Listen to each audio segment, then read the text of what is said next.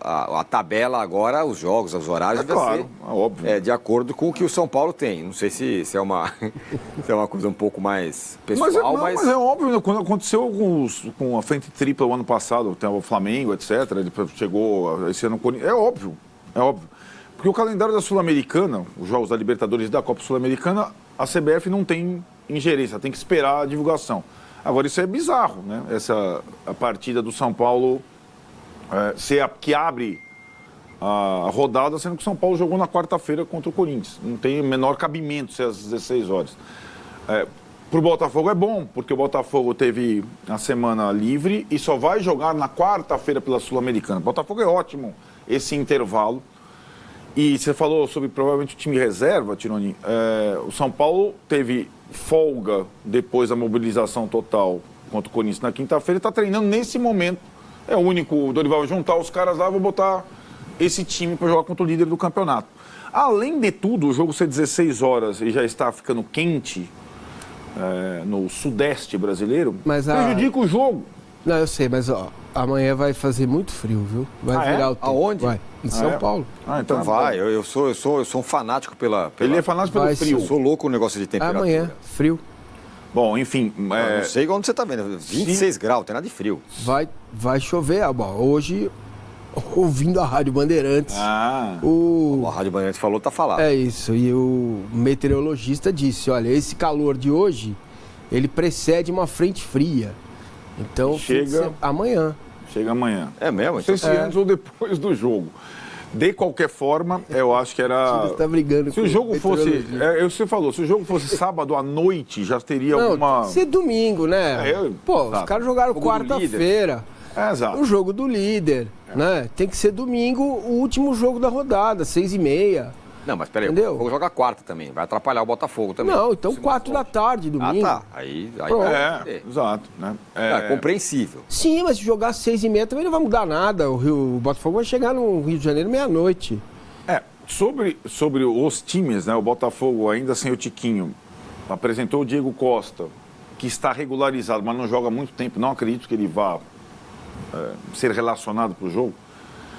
O São Paulo é uma incógnita, tem algumas pistas que o Dorival deu depois do jogo contra o Corinthians, como o aproveitamento do Rames Rodrigues. Pode ser o jogo da estreia do Rames Rodrigues no Morumbi, talvez como titular. Agora o resto é bem provável que seja o time que... a base do time que jogou contra o Flamengo no Maracanã, né? Que era o time reserva praticamente, né?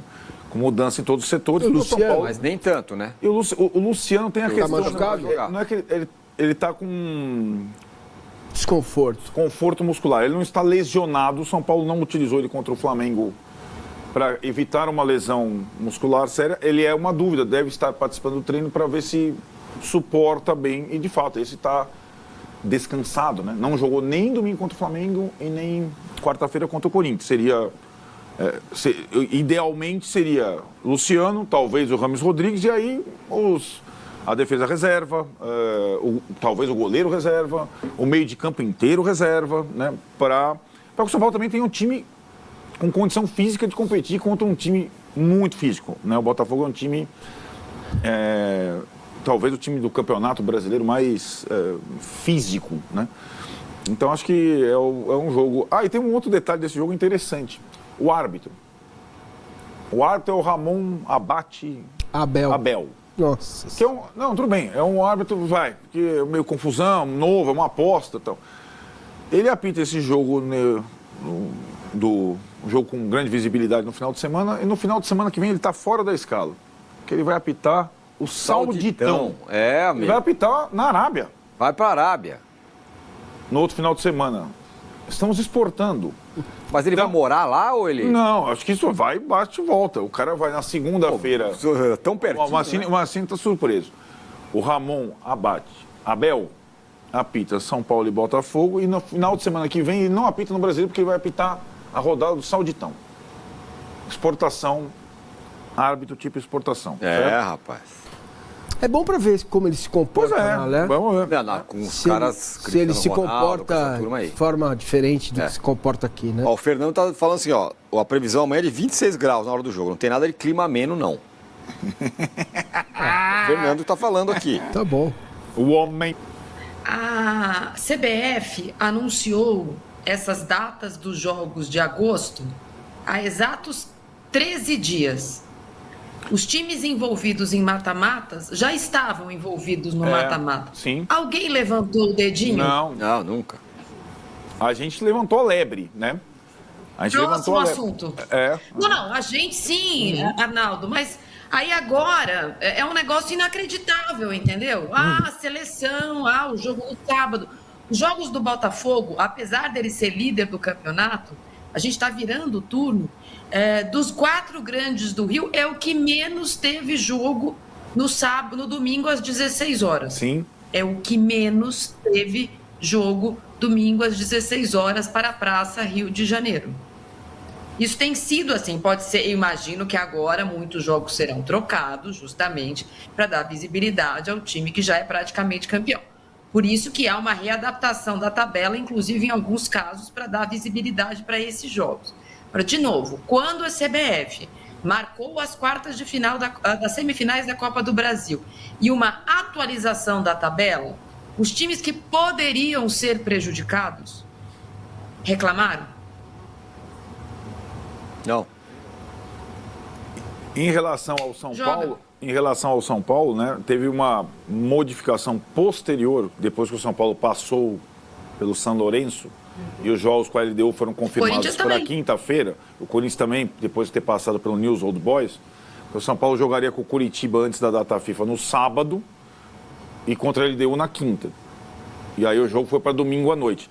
Essas coisas, elas podem, né, a adaptação de horário um pouquinho, até para cumprir a legislação do intervalo mínimo entre as partidas. Enfim, mas esse jogo aí não foi modificado e permanece sábado às 16 horas.